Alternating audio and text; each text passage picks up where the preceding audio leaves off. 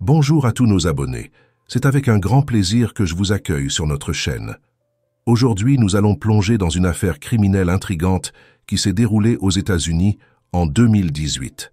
Mais avant de nous immerger dans les détails captivants de cette affaire, je vous invite chaleureusement à vous abonner à notre chaîne et à partager cette vidéo afin de propager notre passion commune pour le true crime.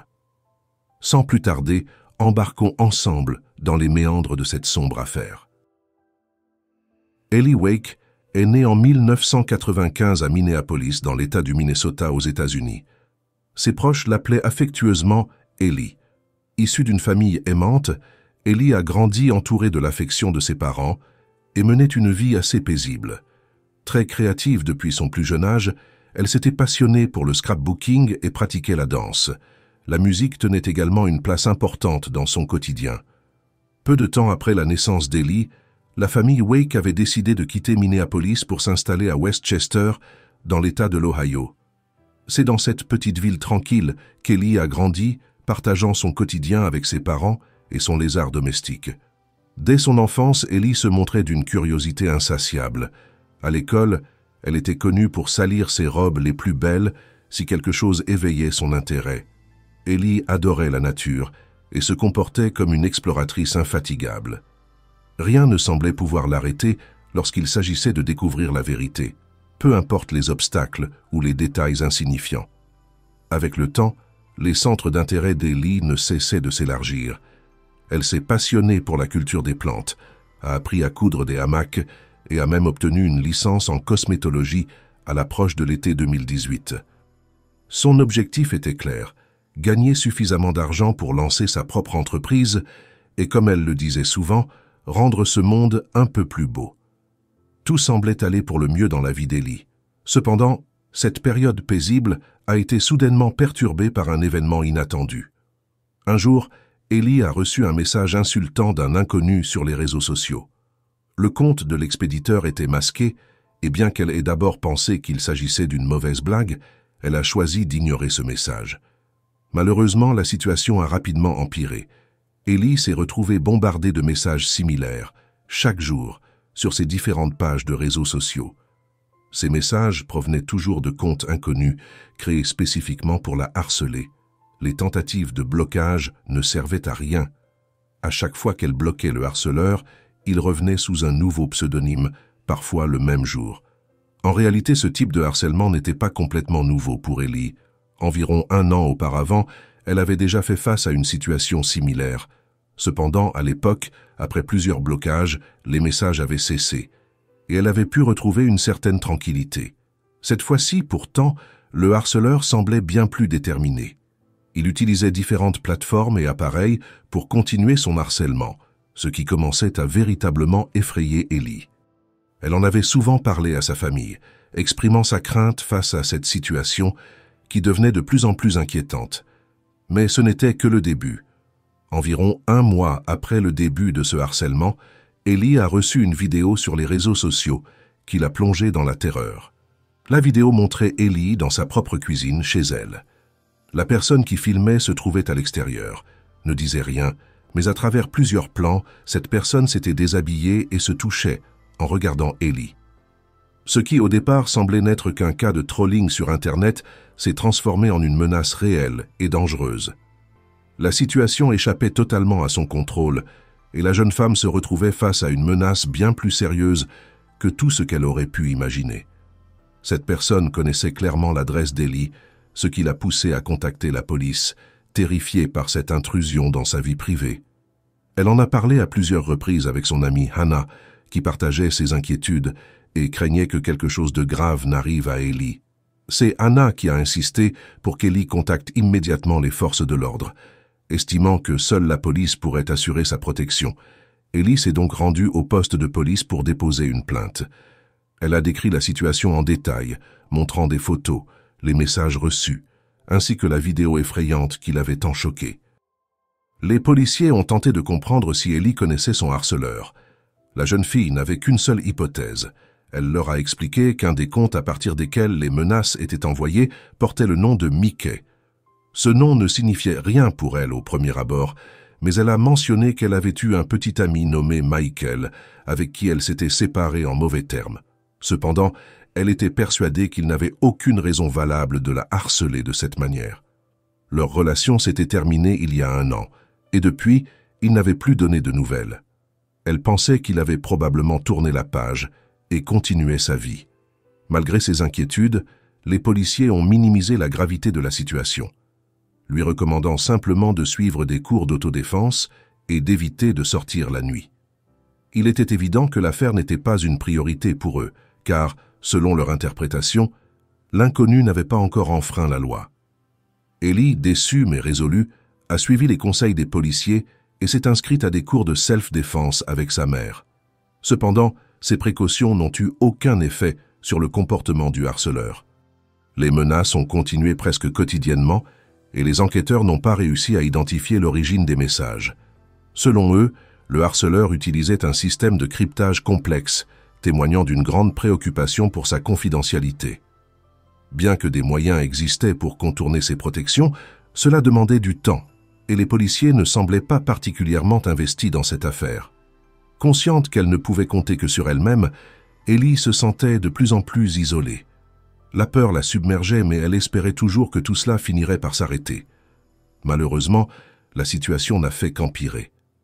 Dans la semaine suivant sa plainte, le harceleur est apparu près de chez elle à 2 reprises, au point que même la mère d'Ellie l'a remarqué. Les 2 fois, Ellie était sortie inspecter les environs, mais elle n'avait rien trouvé. La police s'était également déplacée, sans succès. L'impact psychologique de ces événements sur Ellie était immense. Elle vivait dans la peur constante, incapable de rester seule à la maison. Ses amis venaient souvent passer la nuit chez elle, et sa mère restait pour lui permettre de se reposer. Malgré ces précautions, le harceleur semblait avoir un accès facile à sa maison, sans jamais laisser de traces. Ellie était au bord de la crise nerveuse, épuisée et constamment préoccupée par sa sécurité et les cours de self-défense. Heureusement, 1 semaine plus tard, une information cruciale est apparue. Un nouveau compte Snapchat sous le pseudonyme Mickey Mickey a contacté Ellie. Ce détail l'a interpellée et elle a fait le lien avec son ex-petit ami, Michael Strauss. Convaincue qu'il pouvait être impliqué, elle a décidé de retourner voir la police. Cependant, sa déception a été immense lorsqu'elle a été confrontée au même officier qui a une fois de plus ignoré ses préoccupations. Selon lui, la police avait des affaires bien plus importantes à traiter que de poursuivre les anciens petits amis d'une jeune fille. Au moment où Ellie avait commencé sa relation avec Michael, elle n'avait que 17 ans. Le couple partageait une passion commune pour l'art, la musique et les fêtes, ce qui semblait promettre une relation harmonieuse. Cependant, à la surprise d'Ellie, la situation s'était rapidement dégradée. Michael s'était révélé être un manipulateur, adoptant parfois des comportements agressifs. Il demandait à Ellie de participer à des jeux de rôle particuliers pendant le sexe auxquels elle n'était pas prête à s'engager. Ayant entendu parler de ce genre de comportement, Ellie avait rapidement compris avec qui elle avait affaire.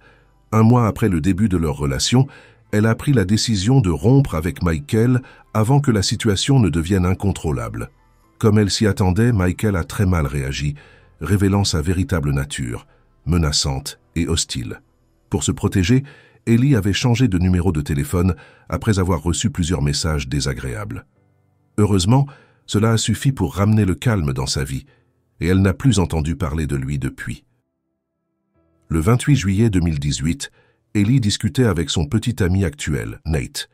Ils envisageaient de passer du temps ensemble, mais Ellie, toujours hantée par la peur de son harceleur, était réticente à l'idée de sortir de chez elle la nuit. Nate lui a alors proposé de venir chez elle pour la rassurer, précisant qu'il viendrait sans son téléphone portable, ce qui signifiait qu'Ellie devrait lui ouvrir la porte lorsqu'il toquerait. À un moment donné, Ellie a changé d'avis et a préféré rester seule, toujours paralysée par la crainte de son harceleur. Nate l'a rassurée en lui disant qu'il pourrait la protéger et elle a finalement accepté sa visite. Ce soir-là, Ellie semblait épuisée et fatiguée. Comme d'habitude, elle était seule chez elle et se préparait à aller dormir. Avant de se coucher, elle a parcouru la maison, verrouillant les portes et fermant les fenêtres, une routine quotidienne devenue essentielle pour se sentir en sécurité. Ce qu'elle ignorait, c'est que la personne avec qui elle communiquait n'était pas Nate, mais un imposteur utilisant un compte factice pour imiter son petit ami. Peu après cet échange, Ellie a disparu de tous les radars. Sa famille, incapable de la joindre, a rapidement paniqué. Sa mère a immédiatement contacté la police, convaincue que cette disparition était liée au harceleur qui tourmentait sa fille depuis des mois. La voiture d'Ellie était toujours garée près de la maison, mais elle semblait n'avoir pas été utilisée depuis sa disparition. À l'intérieur de la maison, tout était en ordre, mais Ellie était introuvable. Aucune activité n'a été détectée sur son téléphone portable, ses réseaux sociaux ou ses cartes bancaires. La police, à court de pistes, s'est tournée vers l'analyse des dernières données du téléphone d'Ellie pour tenter d'identifier son harceleur. Ils ont rapidement découvert une correspondance avec Nate, mais le numéro utilisé était enregistré dans une autre ville et n'était pas lié à Nate. Par précaution, Nate a été interrogé et il a été rapidement confirmé qu'il n'avait pas échangé de message avec Ellie ce soir-là. Son alibi était solide.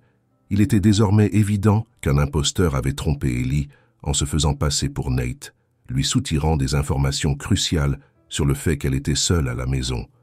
La carte SIM utilisée pour contacter Ellie avait été achetée sur un site web spécialisé, rendant l'identification de l'acheteur difficile. Quelques jours se sont écoulés avant que la police ne parvienne à identifier le propriétaire de la carte. Comme Ellie l'avait craint, il s'agissait de son ex-petit ami, Michael Strauss. Malheureusement, durant 2 semaines, la police n'a pas pu obtenir d'informations supplémentaires concernant la disparition d'Ellie, à l'exception de l'identité de l'éventuel harceleur. En fouillant dans le passé de Michael, ils ont découvert un long historique criminel qui s'étendait sur près d'une décennie. Son passé était jalonné des actes indécents, de vente et de consommation de substances illicites, de fraude utilisant les données personnelles d'autrui, ainsi que de cambriolage. En juin 2015, Michael avait été accusé de comportement indécent en public, ce qui avait soulevé des doutes quant à sa santé mentale. Le tribunal avait alors ordonné un traitement psychiatrique obligatoire. Après cet incident, Michael avait commencé à créer de faux comptes sur divers réseaux sociaux pour entrer en contact avec de nombreuses jeunes femmes, toutes originaires de sa ville natale. C'est également là que le dernier numéro utilisé pour contacter Ellie avait été enregistré. De plus, ce numéro avait été désactivé la nuit même où Ellie avait disparu sans laisser de traces. Le 24 août, près d'1 mois après la disparition d'Ellie, une découverte macabre a été faite dans un champ à quelques kilomètres de sa ville, sur une route dans le comté de Butler. Le corps d'une jeune fille a été retrouvé, enveloppé dans une couverture attachée avec du ruban adhésif. Un sac en polyéthylène recouvrait la tête de la victime, un indicateur sinistre de ce qui avait probablement servi à provoquer sa mort. La police était presque certaine qu'il s'agissait d'Ellie, bien que l'état avancé de décomposition du corps ait rendu l'identification impossible sans expertise médicale. Les restes, trouvés sur le bas-côté, nécessitaient un examen approfondi par le médecin légiste. Le degré de décomposition rendait non seulement l'identification difficile, mais compliquait également la détermination précise des circonstances de la mort. Cependant, les marques présentes sur le corps révélaient une vérité atroce. Ellie avait été attachée, abusée et battue, subissant des actes de torture avant de succomber. Après une analyse minutieuse, le médecin légiste a conclu que la cause du décès était une asphyxie. Le meurtrier avait utilisé le sac en polyéthylène, serré autour de son cou, pour la priver d'oxygène. L'horreur de cette découverte s'est intensifiée lorsque la police a réalisé que le corps d'Ellie avait été abandonné à seulement quelques minutes de marche de la maison de Michael Strauss, âgé de 29 ans. Tout au long de cette période de recherche, les proches, amis et journalistes avaient suivi avec anxiété chaque développement, espérant contre toute attente qu'Ellie serait retrouvée vivante. Mais cet espoir a été brutalement anéanti par l'appel du poste de police annonçant la tragique nouvelle à la famille Wake. Le lendemain matin, à 4 heures, l'arrestation de Michael Strauss a marqué un tournant dans cette affaire. Cet événement a attiré une attention considérable, avec des journalistes et des curieux qui se sont massés autour de la scène du crime, rendant difficile pour la police de protéger l'endroit. Les enquêteurs ont rapidement bouclé la zone, tandis que des drones tournaient autour de la maison du suspect, capturant chaque détail de l'opération. Michael a été immédiatement placé en détention provisoire avec une caution fixée à 4 millions de dollars. Dès le début, il était considéré comme particulièrement dangereux. Une perquisition de sa maison a permis de révéler des éléments accablants. Des échantillons d'ADN de Michael ont été retrouvés sur le corps d'Ellie. L'analyse de son ordinateur et de son téléphone portable a confirmé que de nombreux comptes et numéros de téléphone achetés sur Internet avaient été créés à partir de son adresse IP. Michael changeait régulièrement ses identités numériques pour continuer à harceler, intimider et finalement détruire sa victime dès qu'il était bloqué. Le 24 août, près d'un mois après la disparition d'Ellie, des preuves accablantes contre Michael Strauss ont émergé. Les recherches qu'il avait effectuées sur Internet ont révélé une obsession pour les meurtres, l'étranglement et les peines encourues pour des crimes graves. Michael avait étudié en détail la législation de l'État, y compris les sentences pour les infractions les plus sévères. Son intérêt morbide pour les activités d'un tueur en série, surnommé l'étrangleur de Cincinnati, était particulièrement troublant. Sa dernière recherche à ce sujet datait du 18 juillet, seulement 10 jours avant la disparition d'Ellie. Dans les jours qui ont suivi, Michael avait intensifié ses recherches, cherchant à savoir comment survivre en prison et comprendre les lois du monde criminel dans les prisons à régime strict.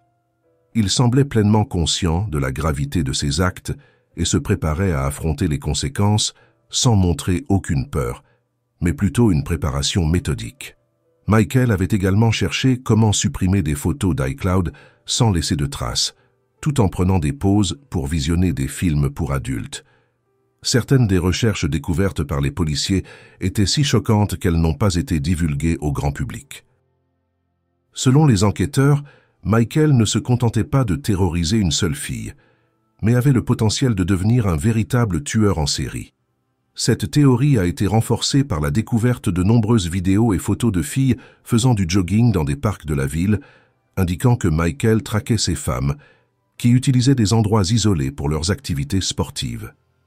Il est possible que toutes ces filles aient été en danger, échappant miraculeusement à une agression, contrairement à Ellie, qui est tombée dans un piège mortel.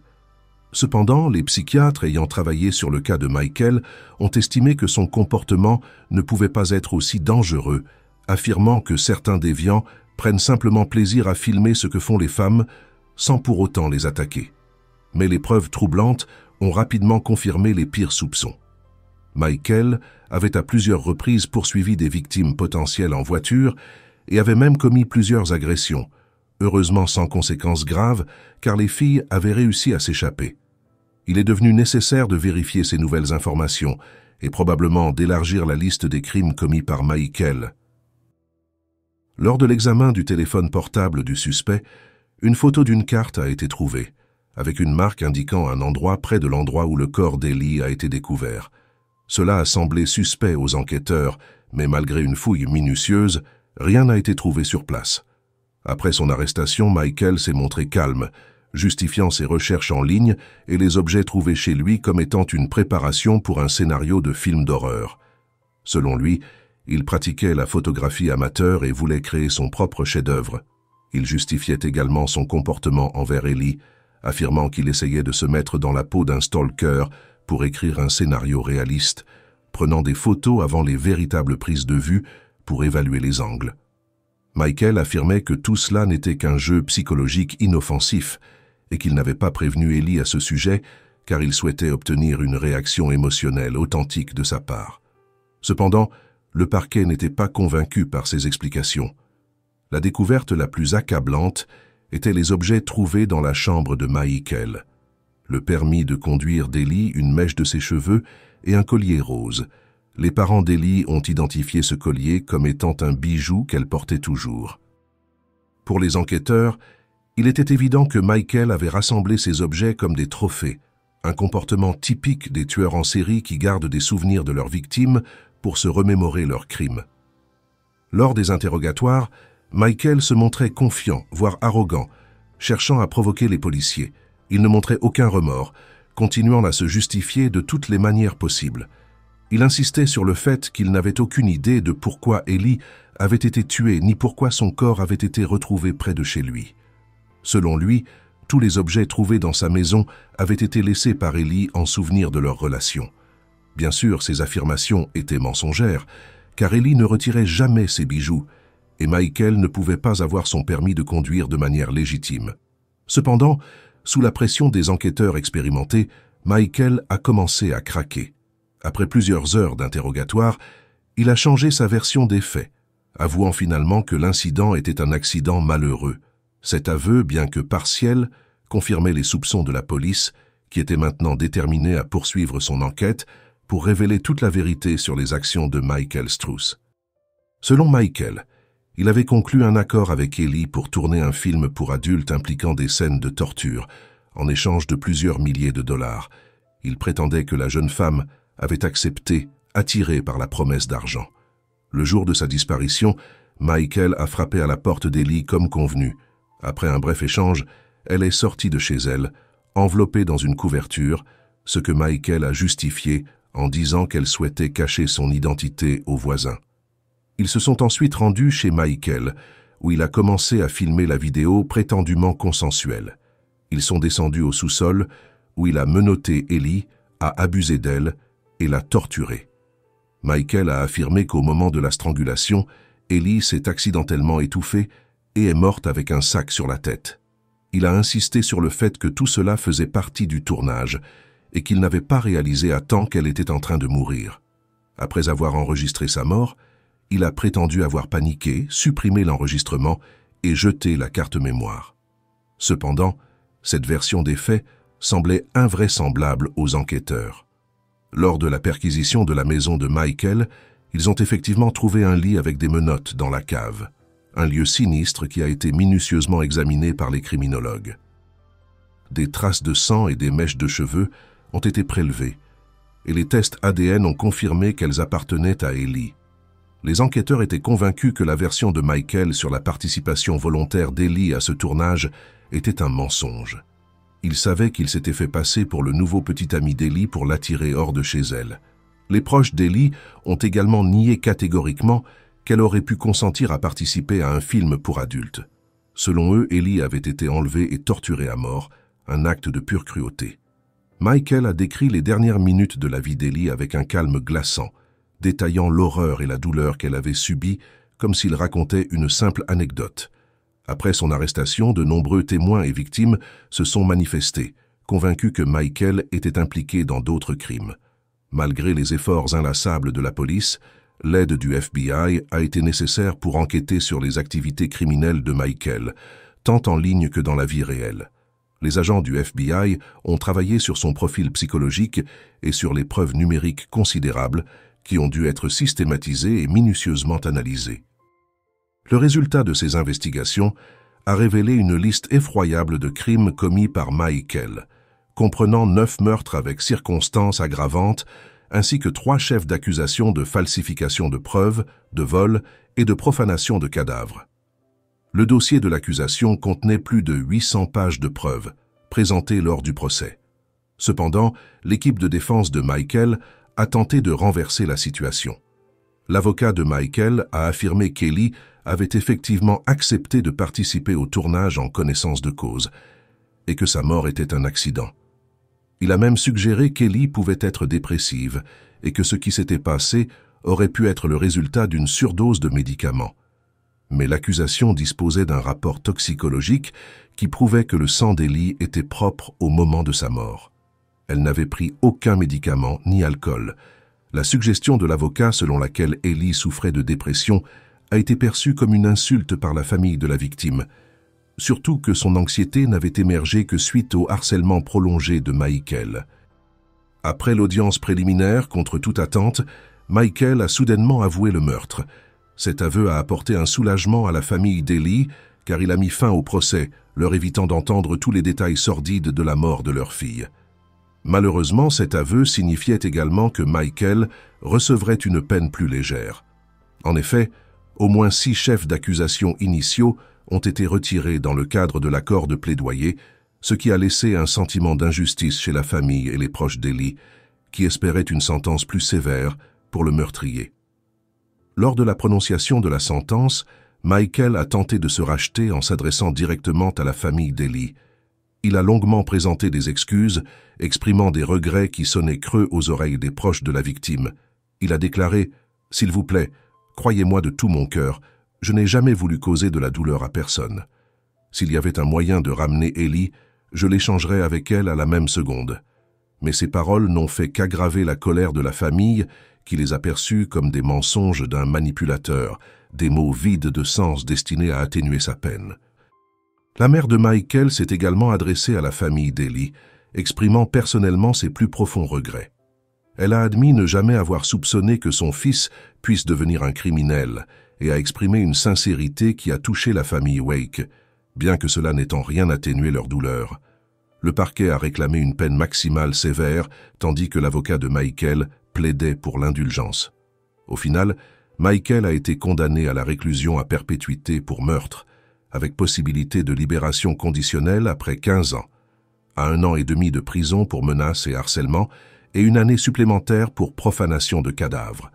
Toutes ces peines doivent être exécutées de manière consécutive, ce qui signifie qu'il ne pourra être libéré au plus tôt qu'en 2036, avec une nouvelle possibilité en 2041.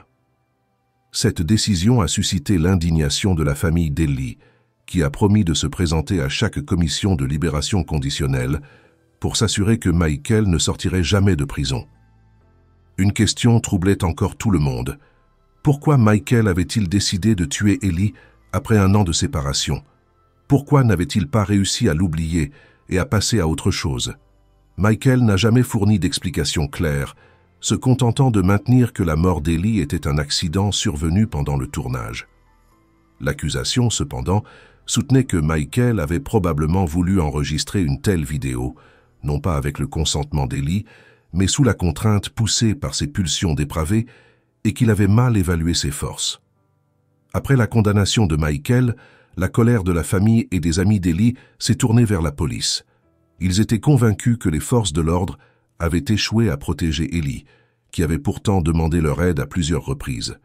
Une enquête interne a été ouverte, révélant qu'un des enquêteurs avait enfreint plusieurs procédures, notamment en ne documentant pas soigneusement les informations fournies par Ellie et en ne menant pas une enquête approfondie. Cet officier a été suspendu de ses fonctions, mais cela n'a apporté que peu de réconfort à la famille d'Ellie. Une fois incarcéré, Michael a fait des révélations troublantes à l'un de ses co-détenus. Il a avoué qu'Ellie, âgée de 23 ans, n'était pas sa première victime, confirmant ainsi les craintes de la police et les témoignages de plusieurs personnes. Michael a décrit avoir attaqué une jeune femme nommée Shelly, qu'il avait torturée selon le même schéma qu'Ellie avant de la tuer et de jeter son corps dans un ruisseau près de la ville. La police a tenté de vérifier ces informations, mais aucune autre victime n'a été retrouvée. Un autre incident signalé en janvier 2018 a également attiré l'attention des enquêteurs. Une coureuse avait été attaquée dans un parc par un homme en sweatshirt noir à capuche et masqué.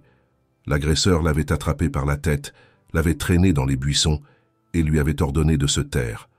Heureusement, la victime avait réussi à s'échapper. Michael est également soupçonné d'être impliqué dans un meurtre non résolu, celui de Kathleen Markham, âgée de 22 ans, disparue en août 2011 à Fairfield, dans l'Ohio, après une fête à laquelle Michael avait assisté. En 2013, ses restes ont été découverts à Cedar Grove, dans l'Indiana, et sa mort a été qualifiée de meurtre. Le modus operandi de ce crime présente des similitudes troublantes avec celui d'Ellie, et l'enquête est toujours en cours. Bien que d'autres incidents restent non résolus, l'implication de Michael dans ces affaires reste à prouver. L'affaire Ellie Wake est une illustration tragique des dangers du harcèlement obsessionnel et des violences qui peuvent en découler. Ellie, une jeune femme pleine de vie, a été brutalement assassinée par Michael Strauss, un homme qui la traquait depuis des mois et avait développé une obsession malsaine pour elle. Le procès a mis en lumière la prévalence et la gravité du stalking, un crime souvent sous-estimé, mais qui peut mener à des conséquences fatales. Ok, chers amis, merci de nous avoir suivis dans cette exploration poignante. Prenez soin de vous et de vos proches. À bientôt pour une nouvelle affaire criminelle.